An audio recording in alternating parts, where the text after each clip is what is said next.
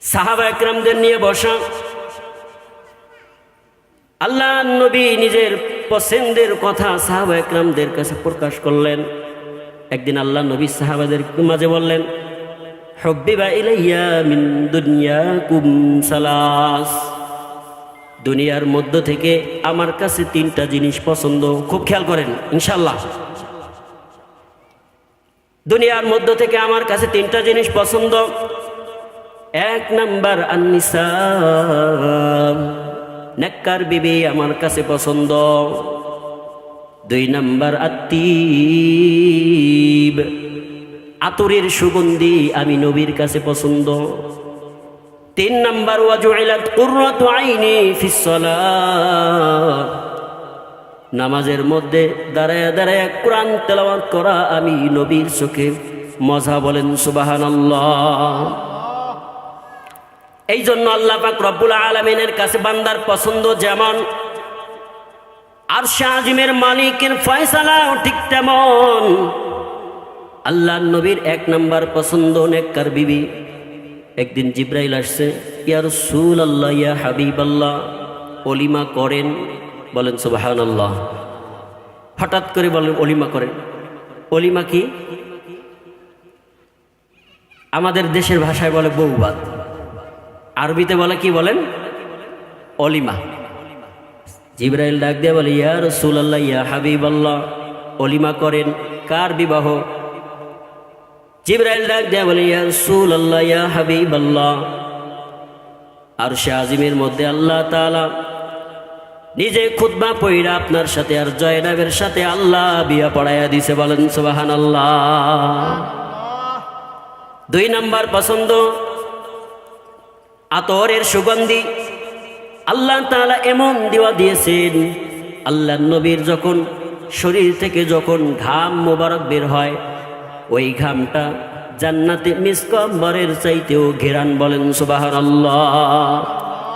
কখনো কখনো সাহাবা একরাম আল্লাহ নবীর ঘামকে সংরক্ষণ করে রাখতেন।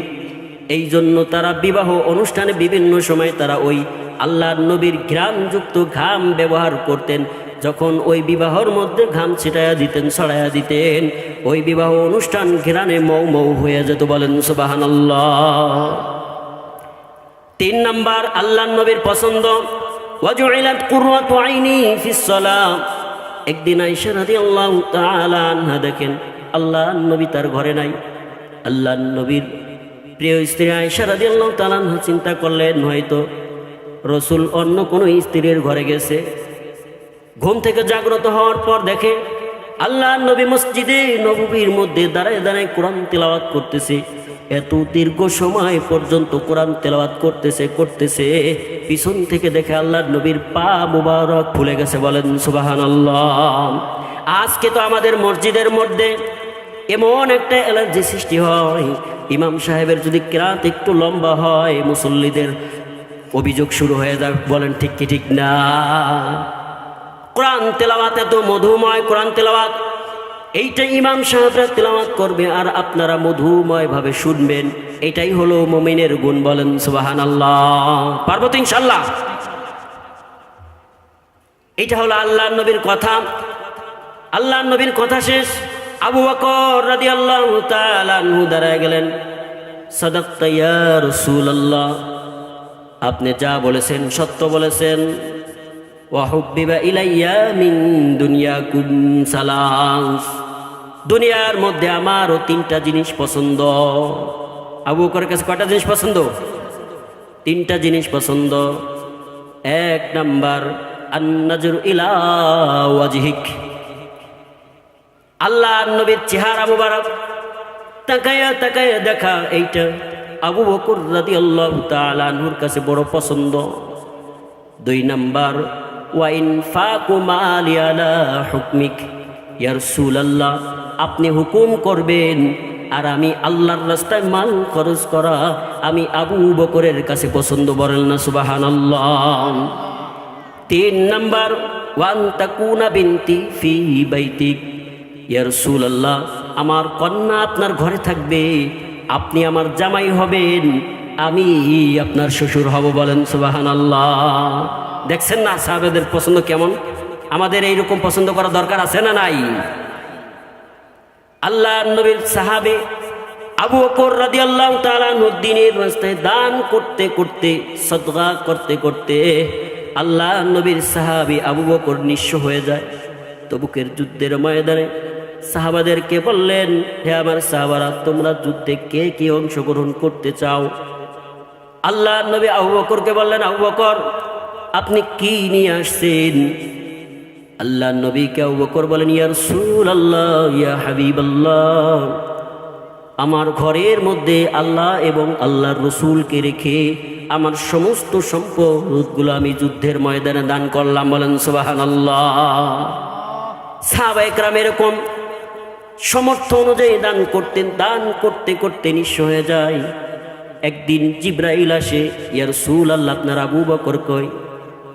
আল্লাহ নবী জিবরাইলের দিকে তাকায় দেখেন, জিবরাইল সালাত চটের চাদর পরে আল্লাহ নবীর কাছে আসছে।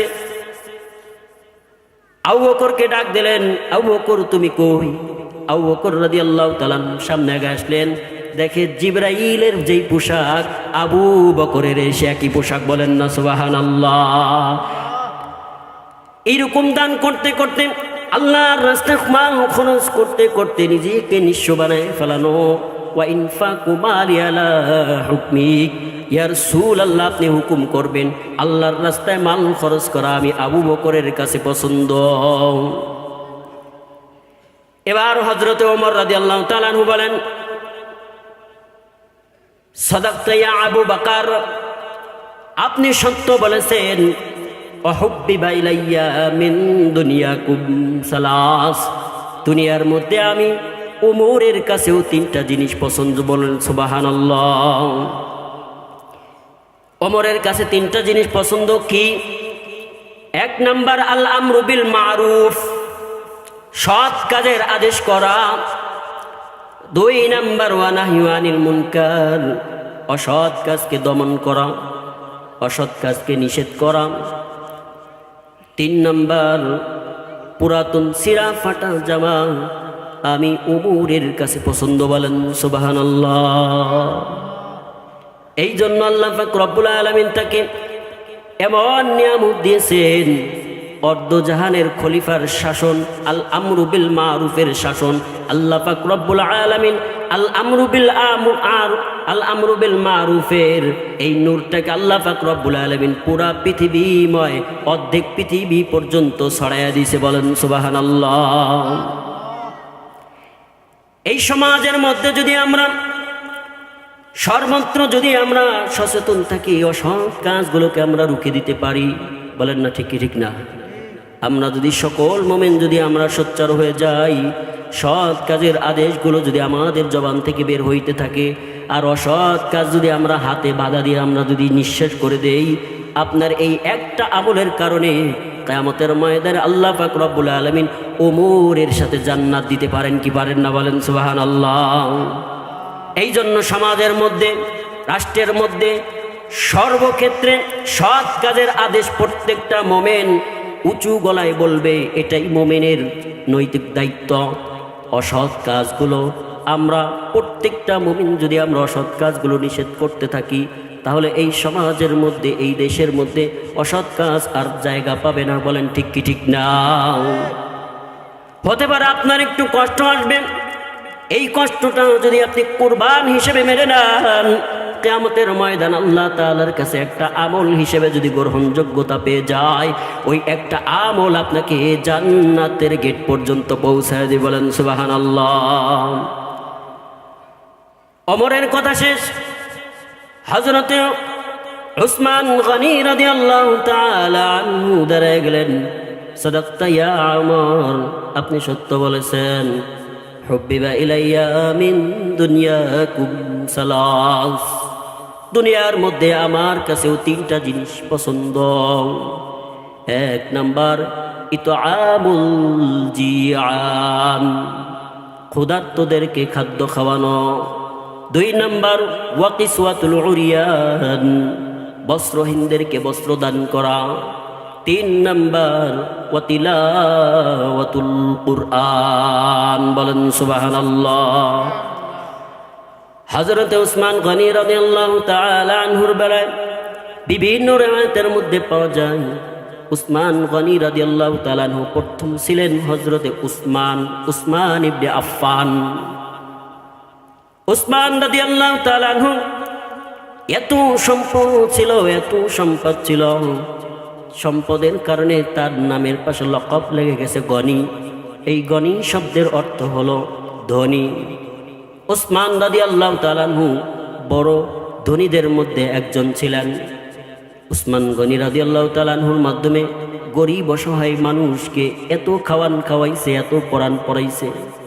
আমি আপনাদেরকে সকলকে একটা মেসেজ দিতে চাই, আমাদের এই প্রতিবর্তী পূর্বপাড়ার সমাজ সেবক গ্রুপে এইরকম একটা কাজের উদ্যোগ নিয়ে তারা সবসময় যেন মৌমাছির মতো ঘুরে। বলেন আলহামদুলিল্লাহ, আর জোরে বলবেন আলহামদুলিল্লাহ। ভালো কাজগুলো তারা সবসময় খুঁজে করতে চায়।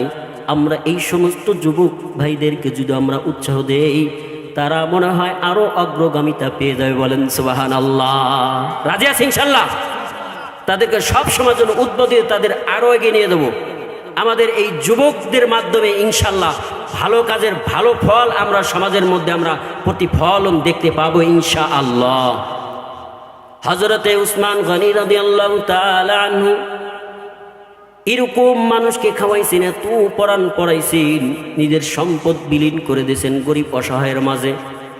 তার এইটা ছিল পছন্দ, তার এইটা ছিল রুচি। তার শুধু মনে চাইতো আরো দান করতে পারতাম। এইরকম মন মানসিকতা নিয়ে হযরতে উসমান গনি রাদিয়াল্লাহু তাআলা থাকতেন। হযরতে উসমান রাদিয়াল্লাহু তাআলা আনহুর তৃতীয় পছন্দ ছিল তিলাওয়াতুল কুরআন, কোরআনের তেলাওয়াত করা। আজকে আমাদের কোরআন তেলাওয়াত নাই, কথা হয় না। আজকে আমরা কোরআন তেলাওয়াত অনেকেই জানে, তারাও পড়ে না, আর যারা জানে তারাও শেখার কোনো চেষ্টা করে না। আমাদের এই সমাজ সেবক গ্রুপেরা একটা তালিমের ব্যবস্থা করছে। আমরা যদি পারি একটু সময় করে, আমরা সময় দিয়ে যদি আমরা শিখতে পারি, এই উসিলা করে আমরা একটা সূরা শিখতে পারলাম ইনশাআল্লাহ। বলেন প্রত্যেকটা মসজিদের সমাজের ইমাম সাহেবেরা কিছু সময় তালিম করে আপনাদের ভালোর জন্য। আপনারা যদি একটু ফায়দা নিতে পারেন, এই ফায়দাটাই আপনার কিয়ামতের ময়দানে কাজে লাগবে। বলেন ঠিক কি ঠিক না? আপনাকে জিজ্ঞাসা করা হয় দোয়া কুনুত পারেন না, আত্তাহিয়াত পারেন না, অথচ আপনি 30 বছর যাবত আপনি নামাজ আদায় করতেছেন। নামাজের ভিতরে কি কি পড়া লাগে এইগুলো আপনার এখনো সঠিকভাবে জানা নাই, যার কারণে আমরা এখনো নামাজ থেকে গাফেল হয়ে যাই, জানি না, তাই মসজিদের কাছেও যাই না। সমাজের অনেক মানুষগুলো এইভাবে নামাজ থেকে গাফেল।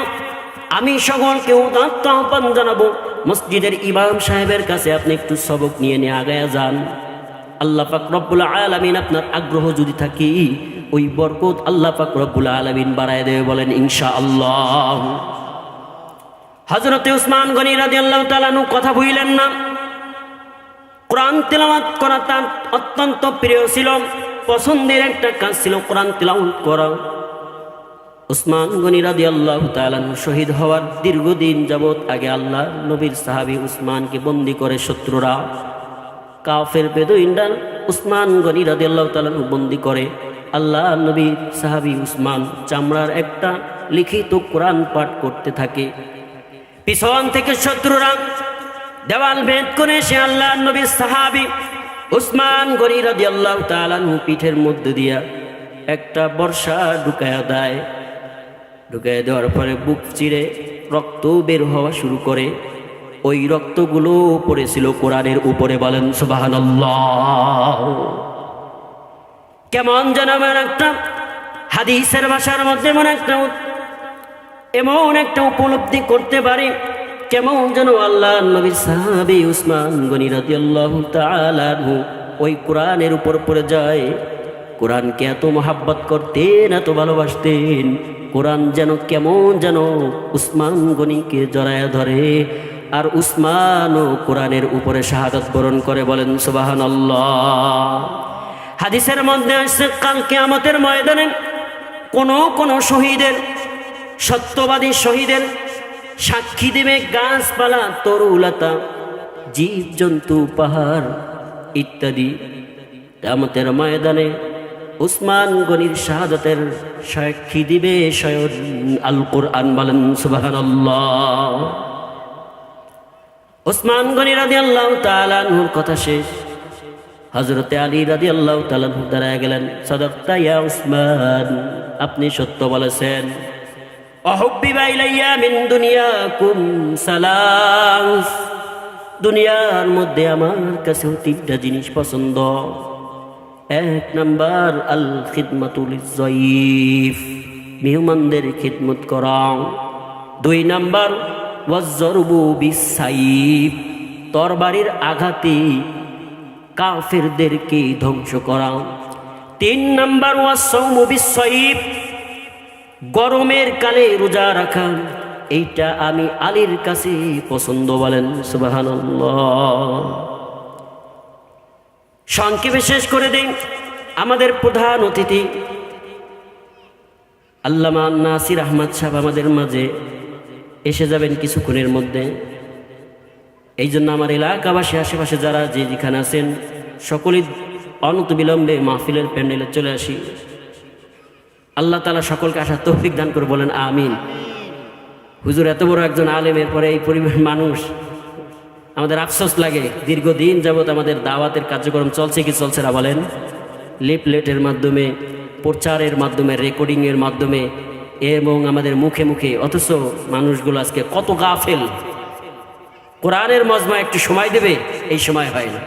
অথচ টেলিভিশনের সামনে ঘন্টার পর ঘন্টা সময় দেয়, তাতে তাদের কোনো হুশও হয় না। আখিরি মোনাজাত যখন টিভিতে দেয়, তখন ওই মোনাজাত দিয়ে তারপর ঘরে ফিরে রাত 1টার দিকে। বলেন না নাউজুবিল্লাহ। আর আজকে সমাজসেবক গুরুবালারা একটা উদ্যোগ নিয়ে মাহফিল দিছে, এই মাহফিলের মধ্যে আজকে তারা গাফিল। আল্লাহ তাআলা তাদেরকে বুঝদান করে। বলেন আমিন। আর জোরে বলেন না আমিন।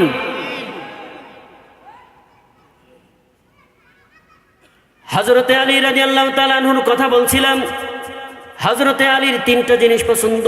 এক নাম্বার মেহমানদের খিদমত করা, দুই নাম্বার তরবারির আঘাতে শত্রুদেরকে দমন করা, তিন নাম্বার হযরতে আলী রাদিয়াল্লাহু তাআলা আনহুর পছন্দ গরমের কালে রোজা রাখা। সামনে আমাদের রোজার মাস আসতেছে, কথা কয় না? আমরা সকলেই ফাঁকে একটা দোয়া পড়ি। সবাই জবান খুলে বলেন, একটু সবাই জবান লাড়া দেন। মানে আল্লাহুম্মা বারিক লানা ফি রজবা ওয়া শাবান ওয়া বাল্লিগনা রমাদান। এটা রমজানের মেসেজ। এটা কি রমজানের? এই যে উলামায়ে কেরাম আশেপাশে, এটা রমজানের এলান। আসতেছে রমজান। হযরতে আলী রাদিয়াল্লাহু তাআলা আনহুর কাছে গরমের কালে রোজা রাখা। আপনারা সকলে জবান খুলে উত্তর দেন, গরমের কালে রোজা রাখা আরাম না একটু কষ্ট? কথা কয় না? কষ্ট কি কষ্ট না? শীতলতার দিনে, ঠান্ডার দিনে একটু মানুষের পিপাসা একটু কম লাগে, তাতে মানুষ ইবাদত করে একটু মজা পায়। আর আলীর ইমান কেমন ইমান? হযরতে আলী বলে আস-সাওমু বিস-সাইফ, গরমের কালে আমার রোজা রাখা। যে ইবাদতের মধ্যে কষ্ট বেশি, ওই ইবাদত আমি আলীর কাছে করতেও বেশি মজা। বলেন সুবহানাল্লাহ। আজকে যদি আমাদের এই যে সমাজসেবক গ্রুপের মাধ্যমে যে ওয়াজ মাহফিল হবে, কয়েকজন বক্তারা ওয়াজ করবে, আমি তো আপনাদের দেশীয় সন্তান, বড় বড় উলামায়ে কেরাম ওয়াজ করবে, ঘন্টার পর ঘন্টা ওয়াজ শুনবো, ঠিক আছে। ফজরের নামাজটা অনেকের পড়তে বড় কষ্ট হয়ে যাবে। এই ঠান্ডা পানি দিয়ে কি উজু করা যায় নাকি? এই রকম অভিযোগ দিলে দিলে মনের মধ্যে করে। আর শয়তান তার দিলের মধ্যে যখন বাসা বেঁধে, ফজরের সময় তাকে আর সুন্দর করে ঘুম লাগায়, যাতে ফজরের নামাজটা ফত হয়ে যায়, নষ্ট হয়ে যায়। এই রকম শয়তান আমাদের পিছনে আছে না নাই? শয়তান আমাদের পিছনে কাজ করতেই থাকবে। আর প্রত্যেকটা মুমিনের সচ্চার থাকতে হবে। পুরো পৃথিবী হেরে যাবে শীতের কাছে, আর শীত হেরে যাবে মুমিনের কাছে। বলেন সুবহানাল্লাহ। হযরতে আলীর কথা শেষ। ইতিমধ্যে আল্লাহ পাক রব্বুল আলামিনের পক্ষ থেকে জিবরাইল আলাইহিস সালাতু ওয়াস সালাম উপস্থিত। ইয়া রাসূলুল্লাহ, আপনারা যেই খোঁজ গল্প করতেছিলেন, আড্ডা দিতেছিলেন, এই আড্ডার কথা আল্লাহ পাক রব্বুল আলামিন শুনতেছেন এবং দেখতেছেন। আল্লাহ তাআলা খুব মজা করে আপনাদের এই অনুষ্ঠানটা দেখতেছেন। আল্লাহ পাক রব্বুল আলামিন আমারে পাঠাইছে। ইয়া রাসূলুল্লাহ, ইয়া হাবিবাল্লাহ, আমি জিবরাইলের কাছেও তিনটা জিনিস পছন্দ। বলেন সুবহানাল্লাহ। এক নাম্বার, ইরশাদুদ্দাল্লিন, গুমরাদেরকে পথ দেখানো, পথ ভ্রষ্টদেরকে ধৈরা ধৈরা হেদায়েত দেওয়া, এটা আমি জিবরাইলের কাছে পছন্দ। বলেন সুবহানাল্লাহ। দুই নাম্বার পছন্দ, হত দরিদ্র পরিবার, যেই পরিবারের মধ্যে ফ্যামিলির সদস্য সংখ্যা বেশি, রোজগার করার শক্তি সামর্থ্য কম, এইরকম বড় ফ্যামিলিকে সাহায্য করা আমি জিবরাইলের কাছে বড় পছন্দ। বলেন সুবহানাল্লাহ। তিন নাম্বার, জিবরাইল বলেন ওয়াল হুব্বু মাআল মাসাকিন, এতিম মিসকিনের সাথে ভালোবাসা রাখা। বলেন সুবহানাল্লাহ। আজকে যদি আমি আপনাদেরকে একটু টাচ করে দেই, আজকে আমাদের সমাজের যদি এতিম মিসকিন অসহায় দেখি, এই সমস্ত মানুষদেরকে আমরা একটু আলাদা চোখে দেখি। কিন্তু না, আল্লাহ নবীর এই শিক্ষা দেন নাই।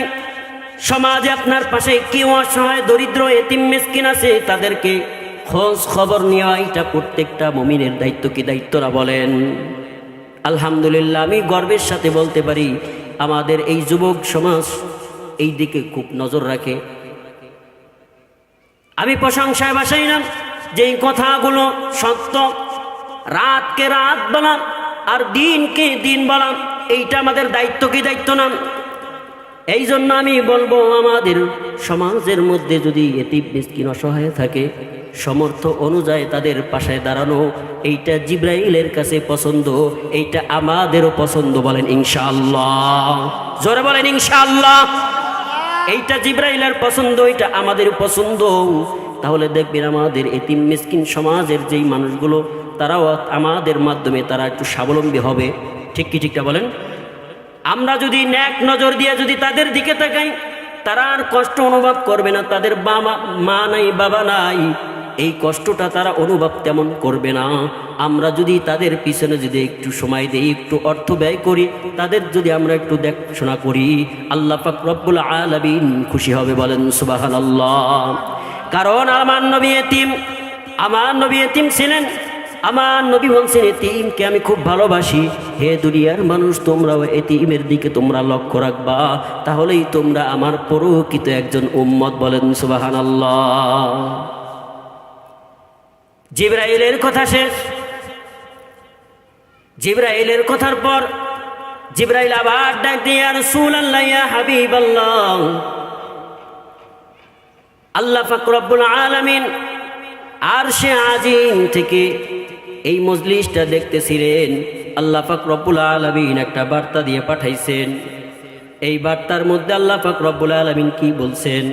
আল্লাহ পাক রব্বুল আলামিন বলছেন, দুনিয়ার কোনো বাসিন্দা যদি আমি আল্লাহ হইতাম, কথা খেয়াল করেন, আল্লাহ পাক রব্বুল আলামিন স্বয়ং নিজে ডাক দিয়ে বলেন, আমি যদি দুনিয়ার কোনো একজন বাসিন্দা হইতাম, আমি আল্লাহ পাক রব্বুল আলামিনের কাছেও তিনটা জিনিস পছন্দ। বলেন সুবহানাল্লাহ। আল্লাহর কাছেও তিনটা জিনিস পছন্দ। এক নাম্বার, বাজরুল ইস্তিতা, সমর্থ অনুযায়ী সাহায্য করা, সমর্থ অনুযায়ী আগায় যাওয়া, এইটা আল্লাহ পাক রব্বুল আলামিনের কাছে বড় পছন্দ। দুই নাম্বার, আল্লাহ পাক রব্বুল আলামিন বলেন, ওয়াসসাবরু ইনদাল ফাকা, বিপদের সময়, ক্ষুধার্ত সময় আল্লাহ পাক রব্বুল আলামিনের কাছে সবর করা। তিন নাম্বার, আল্লাহ বলেন, ওয়াল বুকাউ ইনদান নাদামা, আমি আল্লাহ পাক রব্বুল আলামিনের কাছে লজ্জিত হয়ে কান্না করা। জোরে বলেন সুবহানাল্লাহ। এক নাম্বার আল্লাহর পছন্দ, বাজরুল ইস্তিতা, সমর্থ অনুযায়ী সাহায্য করা। আমাদের সমর্থ অনুযায়ী যদি আমরা সর্বক্ষেত্রে আগায় যাই, আল্লাহ পাক রব্বুল আলামিন যার যা তৌফিক দিয়েছেন, যুবক সত্যের পথে লড়বেন, মুরব্বীর বাবারা তাদের অভিজ্ঞতার আলোকে আমাদেরকে পরামর্শ দিবেন, আলেম তার এলেম দিবেন, নওজোয়ান তার যৌবন দিবেন। আল্লাহর রাস্তায় এইরকম সর্বক্ষেত্রে যার যেই অবস্থায় আছে ওই অবস্থার উপরে আমরা সমর্থ অনুযায়ী সর্বকাজে যদি ভালো কাজে যদি আগায় আসি, এইটা আল্লাহর কাছে পছন্দ। বলেন সুবহানাল্লাহ। আল্লাহ তাআলা জুলুমের কথা বলেন নাই, কারো উপরে কোনো জুলুম করেন নাই। আল্লাহ বলছেন তোমার সমর্থ যা আছে ওই সমর্থ অনুযায়ী তুমি সর্বক্ষেত্রে ভালো কাজের জন্য তুমি আগায় আসবা, এইটা আমি আল্লাহর কাছে পছন্দ। হে দুনিয়ার বান্দারা, এইটা তোমাদেরও পছন্দ। বলেন সুবহানাল্লাহ। এইটা আমাদের পছন্দ হওয়া দরকার আছে না নাই? সমর্থ অনুযায়ী কি করা? বলেন সমর্থ অনুযায়ী সাহায্য করা, সমর্থ অনুযায়ী। সমর্থের বাহিরে আল্লাহ বলেন নাই, জুলুম করেন না আপনার উপর। আল্লাহ পাক রব্বুল আলামিন বলছেন সমর্থ অনুযায়ী তুমি আগায় আসো। 2 নাম্বার আল্লাহর পছন্দ আস-সাবরু ইনদাল ফাক।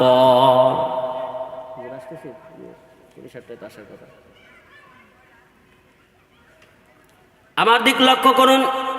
2 নাম্বার আস-সাবরু ইনদাল ফাক। ক্ষুধার্ত অবস্থায় বিপদের সময় কার কাছে ধৈর্য ধারণ করব? জোরে বলেন। আপনারা কি ঘুমাইতেছেন? আসমানের মালিককে, আরো জোরে বলেন আসমানের মালিককে, জমিনের মালিককে। এই দুনিয়ার কার হুকুমে চলে? আল্লাহ পাক রব্বুল আলামিনের হুকুমে চলে।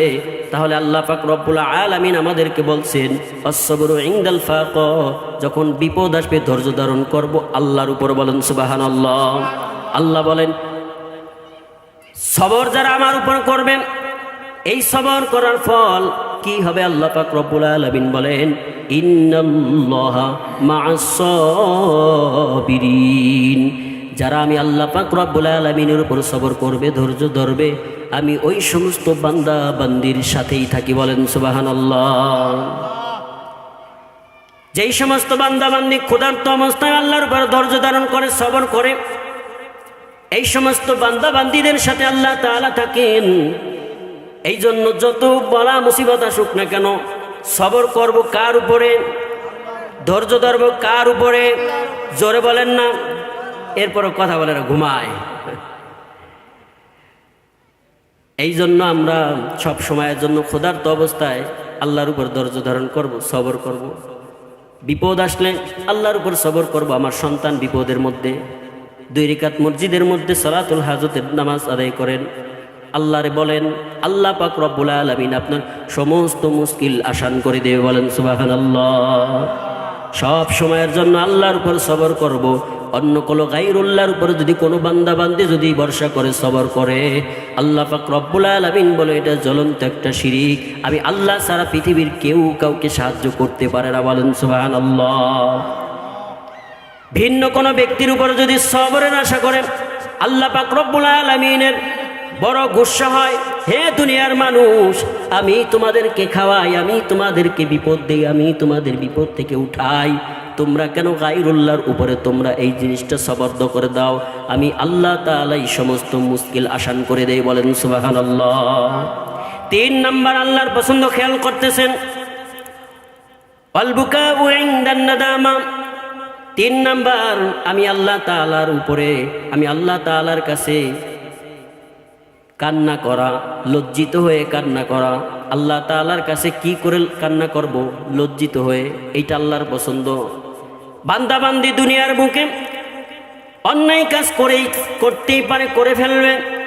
যখন তার অনুশোচনা আসবে, আমি একটা ভুল করেছি, অন্যায় কাজ করেছি, এই অনুশোচনা আসার সাথে সাথেই কোনো বান্দা বান্দি যখন আল্লাহ তাআলার কাছে লজ্জিত হয়ে কান্না করে দেয়, আল্লাহ তাআলা ভুল করে ফেলেছি, আল্লাহ তাআলা আমার অনুশোচনা আসছে, আল্লাহ কাজটা আমি বড় অন্যায় কাজ করে ফেলেছি, আল্লাহ আপনি আমার মাফ করে দেন। এই কথা বলে যিনি কোনো বান্দা বান্দি যদি আল্লাহ তাআলার কাছে ক্ষমা চায়, আল্লাহ তাআলা সঙ্গে সঙ্গে এই বান্দা বান্দির জীবনের গুনাহগুলো মাফ করে দেয়। বলেন সুবহানাল্লাহ। হযরতে মূসা পয়গম্বর আলাইহিস সালাতু ওয়াস সালাম তার কওমের একদিন অভিযোগ জানাইল, পয়গম্বর মূসা আপনি আল্লাহ তাআলার কাছে একটু দোয়া করেন। কি দোয়া করব? জমিনের উপর তো ফসল হয় না। এই ফসল হওয়ার জন্য আপনি আল্লাহ তাআলার কাছে একটু রহমতের বৃষ্টির দোয়া করেন। জমিনের অবস্থা এমন, প্রখর রোদের কারণে জমিনের ফসলগুলো পড়ে যাইতেছে, মাখলুকের কষ্ট হইতেছে। আল্লাহ, আয় আল্লাহ তাআলা, আপনি আমাদের একটু রহমতের বৃষ্টি দেন। জোরে বলেন, বৃষ্টি দেয় কে? বৃষ্টির মালিক আল্লাহ। কখন কোথায় আল্লাহ পাক রব্বুল আলামিন বৃষ্টি দেবেন এটা কে জানেন? আল্লাহ জানেন। পৃথিবীর কোনো গায়রুল্লাহ, কোনো পীর মাশায়েখ ওলি আল্লাহ, কোনো মুফতি মাওলানা এই জ্ঞান জানে না, যেইটা আল্লাহ পাক রব্বুল আলামিন জানে। বলেন সুবহানাল্লাহ। বৃষ্টি না হওয়ার ফলে জমিন পুড়ে যাইতেছে, মাখলুকের কষ্ট হয়। আল্লাহ নবী মূসা তার কওমকে ডাক দিলেন, আসো আমরা আল্লাহ তাআলার কাছে দোয়া করি। তার কওমেরা উপস্থিত হয়ে আল্লাহ তাআলার কাছে দোয়া করতেছে। হঠাৎ করে আল্লাহ পাক রব্বুল আলামিন জিবরাইলকে পাঠায় মূসার কাছে। জিবরাইলকে পাঠিয়ে দেয়, ইয়া রাসূলুল্লাহ, মূসা পয়গম্বর, আপনার এই কওমের মধ্যে এমন একজন জিনাকার পুরুষ আছে, ওই জিনাকারীর জন্য আল্লাহ পাক রব্বুল আলামিন বৃষ্টির দরজা বন্ধ করে দিয়েছে। বলেন নাউজুবিল্লাহ। ওই নাফরমানের জন্য আল্লাহ পাক রব্বুল আলামিন বৃষ্টির দরজাকে বন্ধ করে দিয়েছেন। আল্লাহ পাক রব্বুল আলামিন বৃষ্টি দেবে না ওই নাফরমান যতক্ষণ পর্যন্ত এই মজলিস থেকে বের না হবে। বলেন সুবহানাল্লাহ। কেমন ফয়সালা আল্লাহ তাআলা! ওই নাফরমান যতক্ষণ পর্যন্ত মজলিস থেকে বের না হবে ততক্ষণ পর্যন্ত কি দেবে না? বলেন, বৃষ্টি দেবে না। এবার মূসা পয়গম্বর সমস্ত কওমকে উদ্দেশ্য করে বললেন, তোমাদের মধ্যে এমন এমন পাপগুলো তোমরা কে করেছো? একজন ব্যক্তি আছো, ওই ব্যক্তি, ওই নাফরমান ব্যক্তির কারণে আমাদের উপর আল্লাহর বৃষ্টির রহমতের ফয়সালা হবে না। ওই নাফরমান এখান থেকে উঠে যাও, আমি একটু সময় তোমাদেরকে দিলাম। এই সময়ের মধ্যে নাফরমান ব্যক্তি কে আছো তুমি বেরিয়ে যাও। এই কথা বলার পর সমস্ত মানুষগুলো চিন্তা করতেছে, আচ্ছা বলেন তো একটা কথা, সমাজের মানুষ বলে চোরের মন কথা কয় না, আছে না নাই? কথাটা সমাজের প্রবাদ বাক্য এটা আছে। যেই নাফরমান ব্যক্তি ওই মজলিসের মধ্যে উপস্থিত, তার দিলের মধ্যে দাগ কাটছে, আমি তো এমন অন্যায় কাজ করেছি, এই পাপী তো আমি নিজে। কিন্তু পাপিষ্ঠ ব্যক্তি চিন্তা করে, এই ভরা মজলিসের মধ্য থেকে যদি আমি পাপিষ্ঠের দাগ নিয়ে যদি ভরা মজলিসের মধ্যে যদি উঠে যাই, সমস্ত মানুষগুলো আমার চিনে ফেলবে, আমি সেই নাফরমান ব্যক্তি। বলেন নাউজুবিল্লাহ। আপনাদেরকে যদি বলা হয় এমন একটা ফোন এইখানে চুরি করে এখানে কে বসেছো বলো, ফোন চোর তো একজন, কথা কয় না, ঠিক না? বুঝতেছেন আমার ভাষা? বোঝা যায়? একটু সারা দিয়ে ইনশাল্লাহ। ওই ফোন চোর ব্যক্তি নিজেই বলবে, আমি তো ফোন চুরি করে ওয়াজ শোনার জন্য বসছি। হুজুর আমার বলছে, কে তোমরা ফোন চুরি করেছো? দাঁড়াও। ফোন চোরকে যদি 1000 বার এই মাইক থেকে বলা হয়